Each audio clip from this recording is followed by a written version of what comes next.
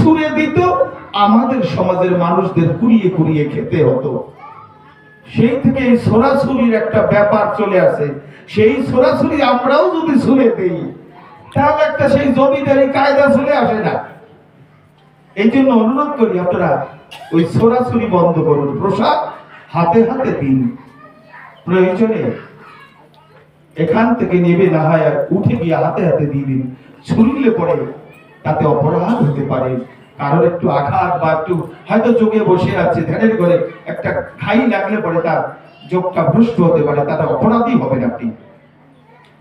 আর সেই পুরনো জমিদারদের কথা যদি ভাবেন, তারা আমাদের হাতে হাতে দিত না, তাহলে কি সেই ভাবটা নিয়ে বাতাসা শুনে আপনারা একটু ভেবে দেখবেন কথাগুলো। তাই মহাপ্রভুকে বললেন, ছুঁয়ো না প্রভু, তোমাকে লোকে লাজ দেবে।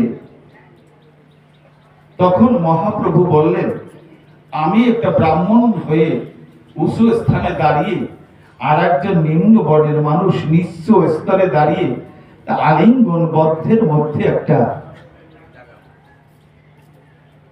এই যে একটা ফাঁকাফাঁকি জাতির জাতাকল কে করল? রঘুনন্দন ভট্টাচার্য, হোসেন শাহ রাজ পুরোহিত। তাহলে আমি আবার নিম্ন বর্ণের মধ্যে আসি, যাদের ধরে আলিঙ্গন দিতে সংকোচ বোধ হয়, আমার সমাজচ্যুত করলো আমাকে। মহাপ্রভু ভাবলেন, তাহলে আমি আবার এই নিম্ন বর্ণের মধ্যে এসে আবির্ভূত হব। তাই হরিচাঁদ ঠাকুর রূপে নবশূদ্র গুলে আবির্ভূত হলেন হরিচাঁদ রূপে।